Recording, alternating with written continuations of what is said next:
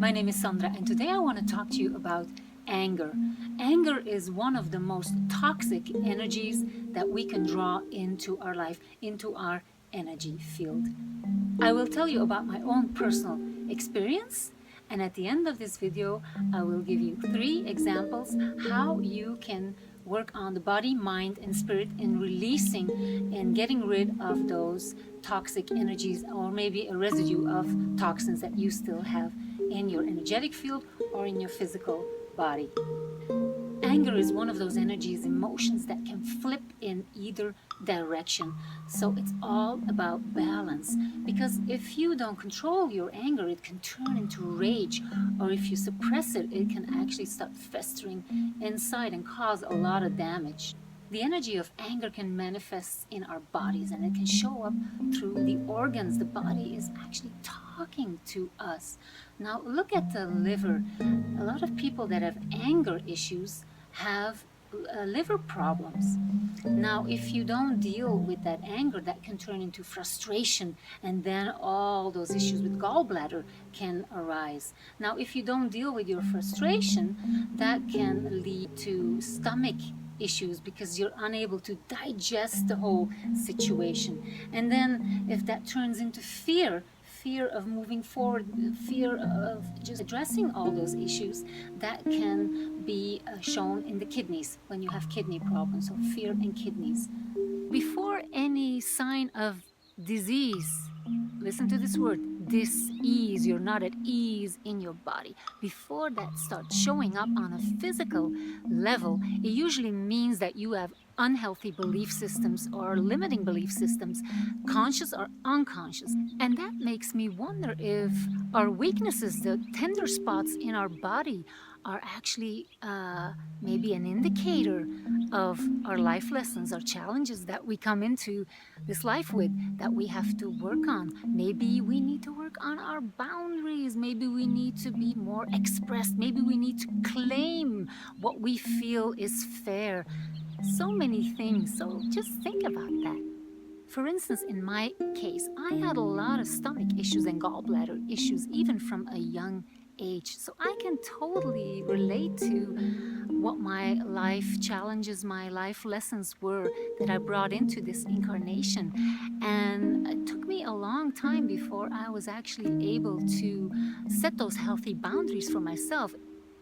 And I made that decision when I was taken into the emergency room. I had a gallbladder stone that was stuck in one of the ducts, and the gallbladder was like inflated, double the size. It was so painful.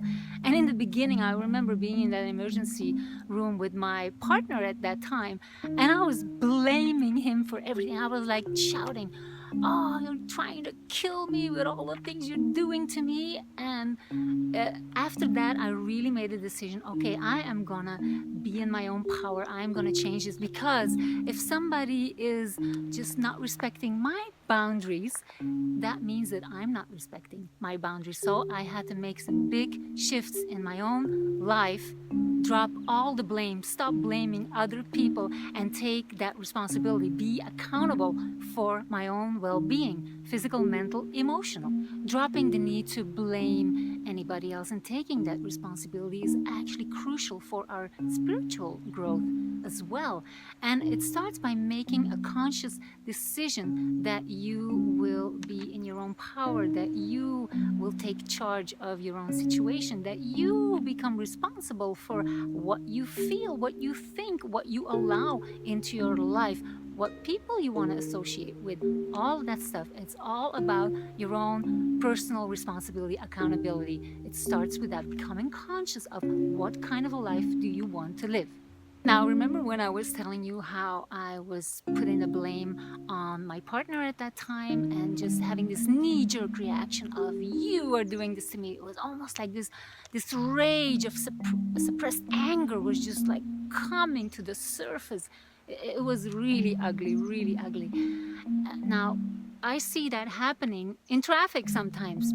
People get really enraged when they're in traffic, and it's just because their emotional bucket is overflowing. it's not because they're so angry at that other person in traffic. It's just because it's a knee-jerk reaction. And when you're in the car, that road rage, that enragement that you can feel from some people in traffic is just because they feel it's safe, because they're in their car, and there's no real consequences to it. So it's kind of a knee-jerk reaction, kind of a emotional, like, oh, let me empty my garbage can of suppressed emotions here in traffic. Now, how do you deal with knee-jerk reactions when it comes to anger, frustration? Well, it starts by becoming very conscious. It's not at all about ignoring those emotions or pushing them away. Actually, it is tuning in deeper and deeper to just feel what it is trying to tell you. Because maybe you haven't been really loving towards yourself and not respecting your own boundaries. Maybe you need to practice loving communication, to express how you feel, actually to talk about what your fears are, your insecurities, because sometimes the monsters under the bed are much bigger than they really are. And when we are able to express our fears and insecurities, then the people around us, the people we work with, the people that we are in relationship with, intimate partners, family, friends, can actually understand us and work with us on that.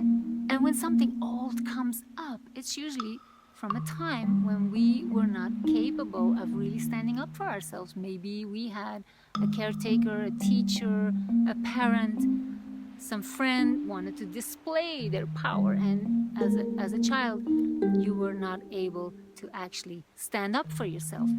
But now, I mean, you're an adult, you can shift and change it. You can let go of that energy and just heal that and totally shift to another reality where you are in control, where you are in charge of how you feel, what you say, what you do. In the beginning of this video, I promised you 3 techniques to help you release any residual toxins that anger and frustration bring. So number 1, it's very important to use a holistic approach to releasing these toxins. So I highly recommend that if you had issues with stomach, liver, gallbladder, that you do some kind of a physical cleanse. What worked for me is Andreas Moritz liver and gallbladder flush. And this flush is one of the most powerful ways to cleanse the body, improve your energy levels, and regain long-lost well-being and vitality.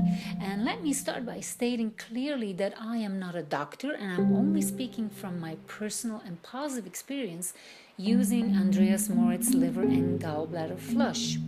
Now, during the 6 days of preparation, you need to adjust your diet. You cannot eat fat, meat, fish, eggs, dairy, or drink any alcohol. And you will also need to drink apple juice every day, and this is to soften the stones that are stored in your liver and gallbladder. And on the day of the actual flushing out of these stones, you will drink Epsom salt to relax and widen the bile ducts. And this way, the stones that are now soft because of the malic acid in the apple juice, they can pass through your system without any discomfort. You will also have to drink a mixture of olive oil and grapefruit to activate the bile fluid after the 6 days of non-fat dieting. If this method resonates with you, I want to emphasize that my explanation is just a little preview. And if you're interested in knowing more, you will need to read his book. Just go online or order it and just read it. Take that time, because it will help you to understand not only what you need to do, but why you are doing it. It's a wonderful source of information for when you have any questions before, during, or after the liver cleanse. Remember that cleaning your liver can add years to your life, and cleaning your liver actually slows down and even reverse the aging process. Now, that's something we all want, right? And it can heal your body on a deeper level than you ever thought possible, because it gets the toxic energy not only out of your physical body, but by the power of your intention, it also clears you from old anger and frustration that you have been storing in your energetic body. Now, I myself have done about 8 of these flushes, and I've seen remarkable changes in all areas of my physical and emotional health. Now, during a liver flush, you can safely remove about 100 stones at a time. However, you have to be aware that it requires a commitment once you get going, because it's highly recommended that you plan to do a series of cleanses with about 1 month in between the flushes. And it might take up to 8 to 12 flushes until the liver is completely free from gallstones. Now, why does it require that commitment from you? Because you're setting something in motion. You are actually loosening up those stones that might have been there for many, many years. So once you start getting that all in motion, you want to assist and support your body in safely and without any pain flushing them out. When I did the liver flush, there were times when I had no stones coming out. That's why they recommend that you do 2 consecutive flushes where there's no stones coming out. This way you will know that you have effectively restored the liver. And then as a preventive measure and for maintenance, you can do a liver flush like say every 6 months or maybe once a year, whatever you feel. You have to listen to your body. Your body will tell you when it's time to do another flush. Once again, I want to emphasize that I am not a doctor and that I'm only speaking from my personal and positive experience using this specific liver and gallbladder flush. And I know there's many other methods out there, so do your research. Take that responsibility for your own health and well-being, and whatever resonates with you, just read up on it, study it, know what you're doing, and then you will feel the positive effects in your body. What also worked for me was actually looking at my belief systems, at what I was manifesting in my life. So there was a whole mindset. I had to become more mindful. I had to change and shift my mindset, my belief system. So working on that, I had to set the example of how I wanted to be treated by other people. How I had to set that example myself by shifting and changing my beliefs, and then just being that energy, becoming that energy. And last but not least, making that conscious decision to sit with your anger, frustration, whatever comes up, not pushing it away, just sitting with it, tuning deeply into it, doing that self-inquiry, those exercises. What is it bringing up? What do I need to address? Just really quietly, deeply tuning in to the energy, whatever is arising, and then making a conscious decision, maybe as an exercise, just saying at the start of your day, okay, today I am not going to express my anger towards anybody or anything. And whenever anger arises, I'm going to sit with it and I'm going to tune into it. And just take baby steps, one day at a time. That doesn't mean that you have to make a decision like, oh, I'm never going to be angry, I'm never going to express my anger again.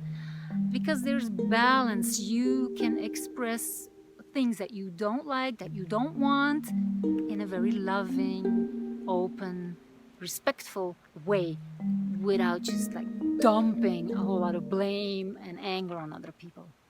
Thank you for watching, liking, and sharing my videos. And I'm very curious to know what works for you. What do you do when you get angry or when you feel frustration coming up? Or what have you done to work through it?